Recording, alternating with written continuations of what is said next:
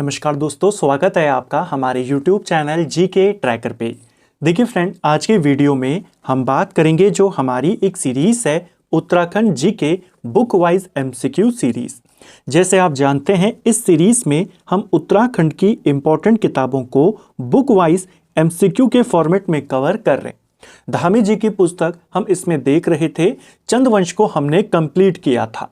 आज हम कुमाऊं में गोरखा आगमन और उनसे संबंधित जो इंपॉर्टेंट सवाल हैं, गोरखा सुब्बाओं से रिलेटेड जो आपके सवाल हैं, किस सुब्बा से कौन सी इंपॉर्टेंट घटना जुड़ी है, किस गोरखा सुब्बा ने कौन सा नया कर यहाँ पे लागू किया था, उन सबको हम आज के वीडियो में जानेंगे। ये हमारी इस सीरीज की 15वीं क्लास है। अगर आपने इससे पहले की क्लासेस को नहीं देखा है तो प्लेलिस्ट से आप उनको देख सकते हैं। तो चलिए दोस्तों, आज की वीडियो को शुरू करते हैं। आज का हमारा पहला क्वेश्चन है, गोरखाओं के कुमाऊं विजय के समय नेपाल का शासक कौन था? देखिए, गोरखाओं के द्वारा कुमाऊं को कब जीता गया था? 1790 में जीता गया था। 1790 में नेपाल का जो शासक था उस समय वो रण बहादुर शाह था। ऑप्शन सी सही आंसर होगा। रण बहादुर शाह की आयु उस समय कम थी, तो इसका संरक्षक कौन था अगर वो पूछा जाएगा तो चौत्रिया बहादुर शाह, ये उस समय इसका संरक्षक था। नेपाल का प्रधानमंत्री उस समय कौन था? तो भीम सिंह थापा का नाम आपने ध्यान रखना है, ठीक है। 1790 में इन्होंने हवाला बाग के युद्ध में चंद राजा को हरा दिया था। उस समय चंद राजा कौन था? अंतिम चंद राजा, इसका नाम था महेंद्र चंद। इसको भी ध्यान रखना है।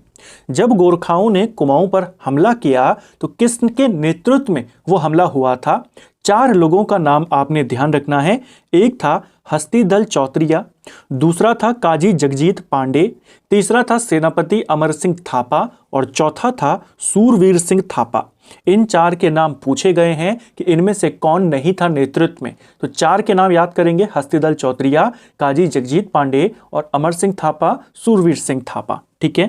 एक और चीज, गोरखाओं को कुमाऊं पर हमले का निमंत्रण किसने दिया था? हर्षदेव जोशी ने दिया था, ठीक है। ये हमने बात करी जब इन्होंने कुमाऊं जीता। जब गोरखाओं ने गढ़वाल को जीता 1804 में, जो खुरबड़ा का युद्ध होता है जिसमें प्रद्युम्न शाह शहीद होते हैं, इसके बाद गढ़वाल पर ये अधिकार कर लेते हैं। जब इन्होंने गढ़वाल को जीता 1804 में, उस वक्त नेपाल का नरेश विक्रम शाह था, ठीक है। और जो नेतृत्व किया था हमले का, अमर सिंह थापा और हस्तिदल चौत्रिया ने किया था, ठीक है। गोरखाओं के उत्तराखंड में आने को, यानी गोरखाओं के आगमन को यमराज का आगमन किसने कहा है? गोरखाओं का आगमन यमराज के आगमन के बराबर था, ये अजय सिंह रावत जी का कथन है। इसके अलावा गोरखाओं की तुलना रक्त पिपासुओं से किसने करी थी? ये कैप्टन हियर्से ने करी थी, ठीक है। अगला, निम्न में से किसने कुमाऊं के कटौली परगना के ग्रामों को बद्रीनाथ मंदिर के सदाव्रत हेतु दान में दिया था? तो देखिए, मंदिरों को दान में दी जाने वाली भूमि को या धार्मिक कार्यों के लिए जो भूमि दान दी जाती थी उसे ही सदाव्रत कहते थे। मुख्य तौर पे जो समय के बड़े मंदिर थे जैसे बद्रीनाथ, केदारनाथ, इन मंदिरों को यह भूमि दी जाती थी। बद्रीनाथ मंदिर के लिए सदाव्रत किस गोरखा शासक ने दी? इसका नाम था रण बहादुर शाह। ऑप्शन बी सही आंसर होगा। 1797 में कहा जाता है कि इसने जो कुमाऊं का कटौली परगना था वहां की भूमि को इसने बद्रीनाथ धाम के लिए जो तीर्थयात्री जाते थे उनकी सुविधाओं के लिए अर्पित कर दिया था, ठीक है। इसके अलावा गोरखाओं ने कुमाऊं के अलग अलग मंदिरों को भी गूंट भूमि, सदाव्रत भूमि यहां पर दी थी। जैसे केदारनाथ मंदिर के लिए, बद्रीनाथ मंदिर के लिए, जागेश्वर के लिए, वहां जाने वाले यात्रियों के लिए इन्होंने सदाव्रत भूमि दान में दी थी, ठीक है।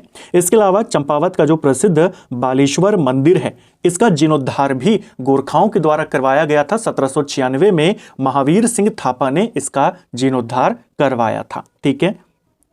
और 1797 में रण बहादुर शाह ने बद्रीनाथ धाम के लिए और केदारनाथ के लिए भी सदाव्रत दिया था, ठीक है।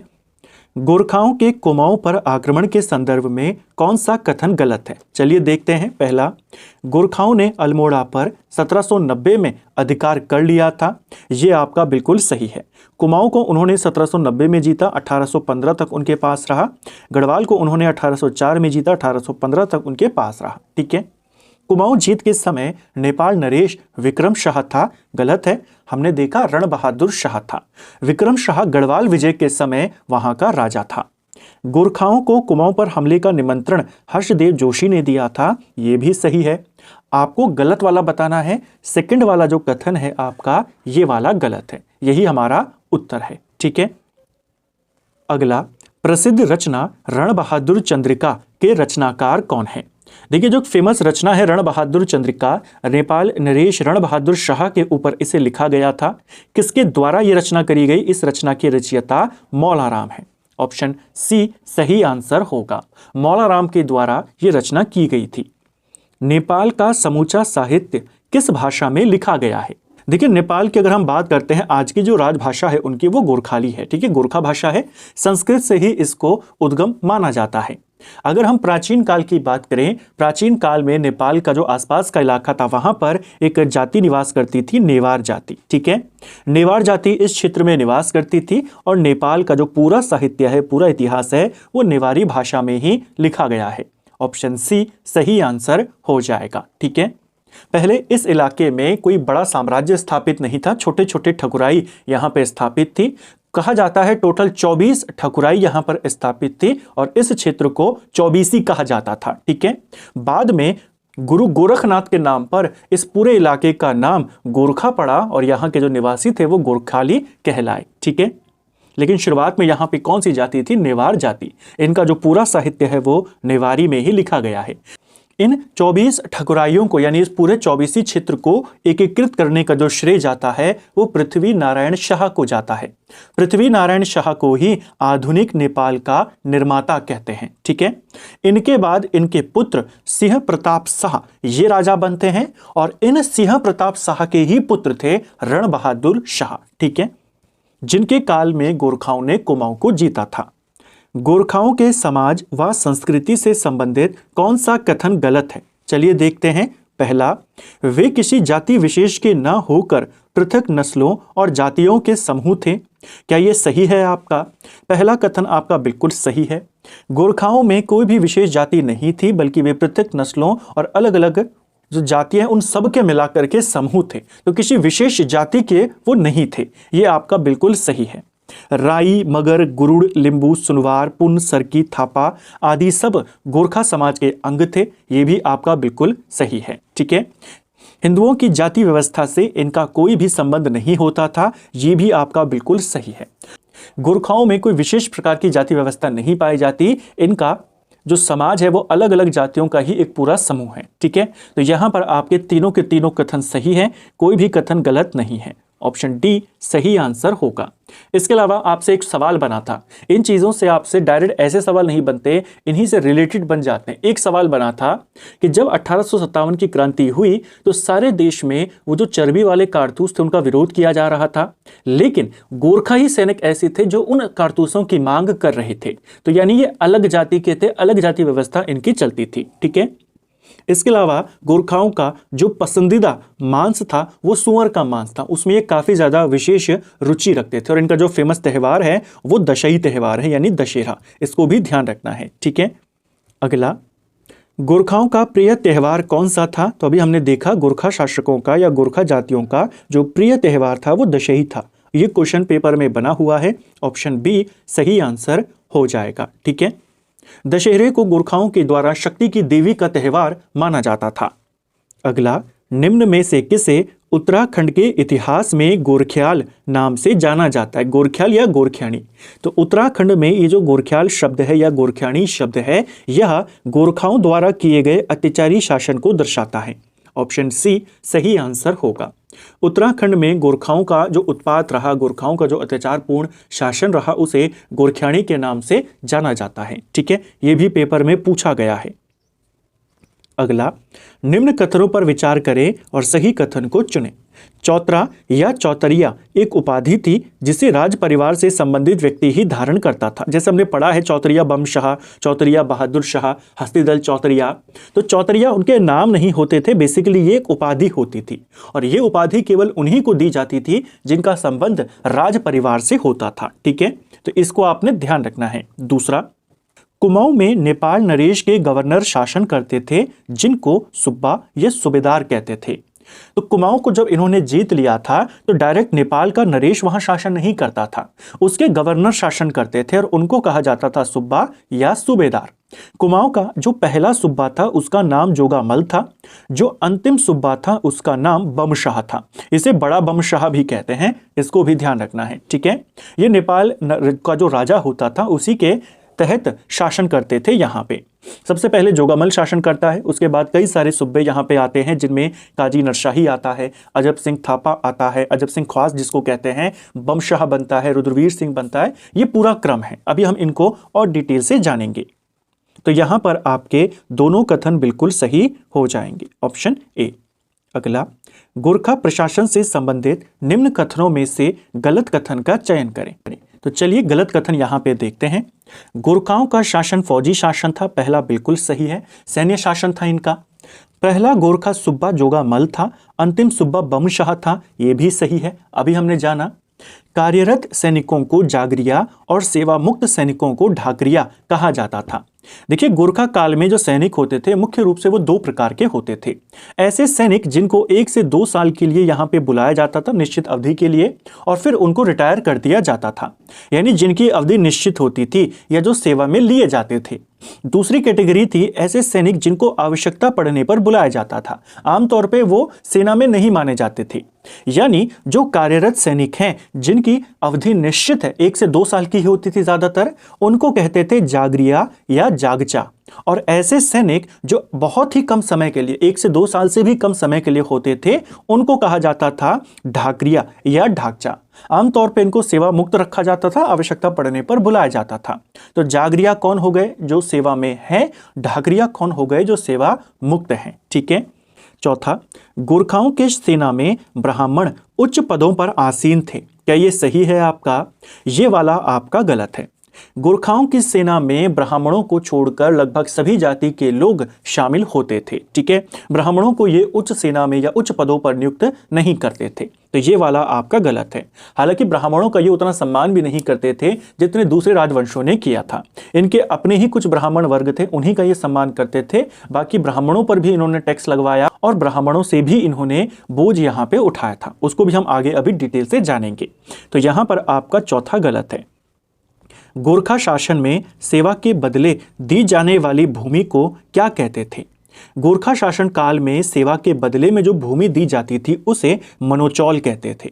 ऑप्शन बी सही आंसर हो जाएगा, ठीक है। क्वेश्चन बन जाएगा इनकी, सेवा के बदले में जो जमीन दी जाती थी यानी कि वेतन के रूप में जो जमीन, उसे क्या कहते थे? उसे मनोचौल कहते थे। गोरखा सैनिकों के द्वारा जनता से कर वसूलने का नियम क्या कहा जाता था? तो देखिए, गोरखा सैनिक जो थे मनमाने तरीके से जनता से टैक्स वसूलते थे। मनमानी जो ये करते थे, मनमाने तरीके से जो टैक्स वसूलते थे, उसे बली या बाली कहा जाता था। ऑप्शन ए सही आंसर हो जाएगा, ठीक है। अगला, कुमाऊं के किस सुब्बा ने बीसी व्यवस्था यानी 20 नाली जमीन पर 1 रुपए टैक्स शुरू किया था? अब हम कुमाऊं के जो इंपॉर्टेंट सुब्बा रहे हैं उनकी बात करेंगे विस्तार से। तो देखिए, कुमाऊं का कौन सा सुब्बा था जिसने बीसी व्यवस्था को लागू किया था? यहाँ पे ये किया था पहले सुब्बा ने, जोगामल ने। ऑप्शन ए सही आंसर होगा। जो सुब्बा जोगामल था ये कुमाऊं के अंदर गोरखाओं का पहला सुब्बा था। 1791 से 1792 तक ये यहाँ पे सुब्बा रहता है। गोरखाओं के द्वारा पहला भूमि बंदोबस्त इसी के द्वारा करवाया गया था। इसी ने यहाँ पर बीसी व्यवस्था को भी लागू किया था, ठीक है। अगला, किस गोरखा सुब्बा ने दफ्तरों के खर्च के लिए प्रत्येक गांव पर सुवांग दस्तूर नामक राजकर लगाया था? पहला क्वेश्चन ये बनेगा कि गोरखा काल में सुवांग दस्तूर क्या था?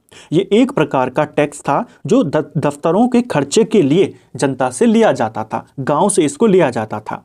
सुवांग दस्तूर को लगाने वाला अधिकारी कौन था? ये सूबेदार था जोगामल।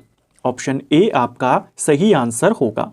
इसके अलावा जोगामल ने कुमाऊं के अंदर मुंड कर भी लगाया था, इसे भी ध्यान रखना है, ठीक है। यानी हर बालिग व्यक्ति के ऊपर इसने टैक्स लगाया था, 1 रुपए टैक्स इसने लगाया था, जिसे मुंड कर कहते हैं। इसके अलावा इसने कुमाऊं में मांगा कर की शुरुआत भी करी गोरखा काल में। जो आपातकाल में यह सेना की सहायता के लिए लिया जाता था, मांगा कर, वो भी इसी ने शुरू किया। गरही पिचही कर, घरों के आधार पर इसको लिया जाता था, वो भी इसी ने शुरू किया। काफी कर इसने कुमाऊं में लगाए। इसके अलावा भूमि बंदोबस्त भी किया और बीसी व्यवस्था की शुरुआत करी। स्थानीय नागरिकों को गोरखा शासन के विरुद्ध भड़काने के संदर्भ में नगर कोटियों का नरसंहार निम्न में से किस सुब्बा ने किया था? तो देखिए, जो स्थानीय नागरिक थे उस समय, उनको भड़काने का आरोप लगाया इसने नगर कोटियों के निवासियों पर और उनका नरसंहार करवाया था। यह करवाया था काजी नरसाही ने। ऑप्शन सी सही आंसर होगा। जो काजी नरसाही था 1793 में इसे गोरखा सूबेदार बनाया जाता है। इसके शासन को कुमाऊं में क्रूरतापूर्ण व्यवहार के लिए जाना जाता है। बेसिकली इसके काल में नगरकोटी से कई सारे जो लोग थे वे कुमाऊं में चंपावत में आकर के अपना व्यापार करते थे, वहां पर अपना काम करते थे। कुछ लोग उसी इलाके में परमानेंट तौर पर बस गए। जो ये सूबेदार था यहाँ पर काजी नरशाही, इनको उन लोगों की स्वामी भक्ति पर भरोसा नहीं था। इसको ऐसा लगता था कि ये लोग गोरखाओं को अपना शासक नहीं मानते और जनता को गोरखाओं के विरुद्ध भड़काने का काम करते हैं। तो बेसिकली इसने सभी जो नगरकोटी के निवासी थे उनकी गणना करवाई और एक मंगलवार की रात को सभी को मरवा दिया। इसीलिए कहावत प्रचलित हुई कि मंगल की रात और नरशाही का पाला, वो भी इसी से संबंधित कथा है या इसी से संबंधित कहावत है। ठीक है। अगला, बेगार के संदर्भ में कुमाऊं के किस सुब्बा ने कहा था कि ब्राह्मणों के पैर पूजे जाते हैं, सिर नहीं, इसलिए सिर पर बोझा रखो? ये किसका कथन है? ये गोरखाओं ने कहा था। लेकिन किस गोरखा ने कहा? अगर ये बन जाएगा तो अजब सिंह खवास या अजब सिंह थापा भी इसको लिखा जाता है, इसने कहा था। ऑप्शन बी सही आंसर होगा। जो अजब सिंह खवास था बेसिकली ये 2 बार गोरखा सुब्बा रहा। पहली बार ये तीसरा गोरखा सूबेदार बन के आया था 1794 में। इसके बाद 7वां गोरखा सूबेदार भी यही था। 1799 में इसे दोबारा यहां पर भेजा जाता है। ठीक है। जब ये पहली बार आया था तो इसने अल्मोड़ा के लगभग 1500 गांव के प्रधानों का सामूहिक नरसंहार करवाया था। तो क्वेश्चन बन जाएगा, ग्राम प्रधानों का सामूहिक नरसंहार करवाने वाला गोरखा सुब्बा कौन था? अजब सिंह था। 1799 में जब ये 7वां गोरखा सुब्बा बनके दोबारा से आया तो इसने ब्राह्मणों के ऊपर अत्याचार अपने और बढ़ा दिए। इसी का ये कथन था, काफी फेमस कथन था कि ब्राह्मणों के पैर पूजे जाते हैं, सिर नहीं पूजे जाते, इसलिए सिर पर बोझा रखा जाए। जो नहीं रखते थे उनको फिर मारा जाता था। तो ये कथन किसका है? काफी फेमस है, पूछा गया है पेपर में। आप कहेंगे अजब सिंह खवास का। ठीक है। 5 रुपए प्रति जूला के हिसाब से निम्न में से किस गोरखा सुब्बा ने ब्राह्मणों पर कुशही नामक कर लगाया था? एक पेपर में सवाल आया था कि गोरखों ने ब्राह्मणों पे कौन सा कर लगाया था, तो आपने कहा था कुशही। इसे कुछ जगहों पर कुशही भी लिखा गया है, कुराही भी लिखा गया है, दोनों एक ही बात है। मेन नाम है इसका कुशही कर। यह कर ब्राह्मणों पर लगाया जाता था, विशेषकर ऐसे ब्राह्मणों पर जो राजनीति में भाग लेते थे या अपनी रुचि रखते थे। जो सीधे साधे ब्राह्मण थे, जो राजनीति से ज्यादा लेन देन नहीं करते थे, उनके ऊपर यह टैक्स नहीं था। 5 रुपए प्रति जूला के हिसाब से इस टैक्स को लगाया गया था। यह टैक्स बमशाह ने लगाया था। ऑप्शन ए सही आंसर होगा। जो बमशाह था ये कुमाऊं का 6वां सुब्बा था। 1797 से लेकर 1798 तक ये सुब्बा बनता है यहाँ पे। इसी के द्वारा यहाँ पे ब्राह्मणों पर नया कर लगाया गया था 1797 में। एक पेपर में वर्ष भी पूछा गया था। तो ये बमशाह ने लगाया था। 5 रुपए प्रति जूला ये लगता था। इनके अनुसार जो षड्यंत्रकारी ब्राह्मण होते थे उन पर यह टैक्स लगा था। ठीक है। कुमाऊं के बुनकरों से लिया जाने वाला कर टानकर को निम्न में से किस सुब्बा ने शुरू किया था? तो कुमाऊं के जो बुनकर होते थे उनसे एक टैक्स लिया जाता था जिसे टानकर या टांडकर कहते थे। क्वेश्चन बना है ये कर किससे लिया जाता था? तो बुनकरों से, जो कपड़ा बुनकर होते थे उनसे। इस टैक्स को कपड़ा कर भी कहते हैं, ध्यान रखना। ठीक है। इसकी शुरुआत रुद्रवीर सिंह के द्वारा करी गई थी। जो रुद्रवीर था ये कुमाऊं का 9वां सुब्बा था। इसने 1802 में कुछ महीनों के लिए सुब्बा के रूप में काम किया था और इसी के द्वारा बुनकरों पर जो टैक्स लगा टांड कर वो इसने लगाया था। तो इसको भी पूछा गया है। अभी तक तो ये पूछा गया है कि किस पे लगता था, क्या इसका दूसरा नाम है। अगली बार हो सकता है पूछ ले से किसने लगवाया? रुद्रवीर ने लगवाया था। ठीक है। बेसिकली जो हिंदू और भोटिया बुनकर होते थे उन पर यह टैक्स लगा था। अगला, कुमाऊं का अंतिम गोरखा सुब्बा कौन था? कुमाऊं का अंतिम गोरखा सुब्बा, इसका नाम था चौतरिया बमशाह। इसे चौतरिया बड़ा बमशाह भी कहते हैं। ऑप्शन सी सही आंसर हो जाएगा। ठीक है। हस्तिदल चौतरिया जो था सेनापति के रूप में जिसने आक्रमण किया था, हस्तिदल चौतरिया का ही बड़ा भाई था चौतरिया बमशाह, इसलिए इसे बड़ा बमशाह भी कहते हैं। ये 1803 से 1806 तक यहाँ पे सूबा रहा, फिर कुछ समय के लिए इसे हटाया गया और फिर 1806 में से वापस बुला दिया गया और 1815 तक फिर ये ही गोरखा सूबा यहाँ पे रहा। तो कुमाऊं में पहला सूबा जो था वो जोगामल था। उसने कई सारे कर लगवाए, भूमि व्यवस्था करवाई, बीसी व्यवस्था लागू करी। फिर काजी नरशाही आया जिसने नगर कोटियों का नरसंहार करवाया। फिर अजब सिंह खवास आया जिसने अल्मोड़ा के ग्राम प्रधानों का नरसंहार करवाया। फिर आता है अजब सिंह खवास दोबारा, जो ब्राह्मणों के लिए कथन कहता है कि ब्राह्मणों के पैर पूजे जाते हैं, सिर नहीं पूजा जाता। फिर आता है बमशाह जो ब्राह्मणों पर कुशही कर लगवाता है। रुद्रवीर आता है, वो बुनकरों के ऊपर कपड़ा टैक्स यानी टांड कर लगवाता है। और फिर अंत में गोरखा सूबा बनता है चौतरिया बमशाह, जिसे बड़ा बमशाह भी कहते हैं। ठीक है, अगला, कुमाऊं में हो रहे गोरखा अत्याचारों की सूचना पर नेपाल दरबार ने किसके नेतृत्व में वर्ष 1808 में एक जांच समिति भेजी थी। कुमाऊं में गोरखाओं का अत्याचार लगातार बढ़ रहा था, अपनी मनमानी गोरखे यहाँ पे करते थे जो खासकर सैनिक थे। तो इन सभी की जांच के लिए नेपाल दरबार ने काजी रेवंत सिंह के नेतृत्व में एक जांच समिति यहाँ पर भेजी थी। इस समिति ने कई सारे गांवों का दौरा किया और फिर उनकी शिकायतों के अनुसार वहां पर उसने व्यवस्थाएं करी, लेकिन जैसे ही ये वापस गए, वापस व्यवस्थाएं पहले जैसी हो गई। तो कुछ ज्यादा असर नहीं होता है, बस इतना ध्यान रख लीजिए। किसको भेजा गया था? तो काजी रेवंत सिंह जो कुंवर था, इसको भेजा गया था। ऑप्शन बी सही आंसर हो जाएगा। ठीक है, तो फ्रेंड्स, ये था हमारा आज का वीडियो जिसमें हमने उत्तराखंड जीके के 20 इंपॉर्टेंट सवालों को यहाँ पे देखा। हमने इन क्वेश्चंस को पूरी डिटेल के साथ, अतिरिक्त तथ्यों के साथ और एक सिंपल वे में, सीरियल वे में इनको कवर करने का प्रयास किया, जिसमें हमने गोरखा सूबाओं से रिलेटेड जो जो इंपॉर्टेंट सवाल थे उनके कार्यकाल के अनुसार उन सबको देखा। अगली क्लास में गोरखा काल के जो इंपॉर्टेंट टेक्स्ट थे उनको भी और ज़्यादा डीप में कवर करेंगे। कौन सा कर, किस प्रकार का कर था, उन सबको वहाँ पे जानेंगे। उम्मीद करता हूँ आपको आज का वीडियो पसंद आया होगा। अगर आपको ये वीडियो पसंद आई है तो वीडियो को लाइक करें, चैनल पर नए हैं चैनल को सब्सक्राइब करें, अपने दोस्तों के साथ शेयर करें। वीडियो आपको कैसा लगा कमेंट बॉक्स में हमें ज़रूर बताएं। Thank you friends.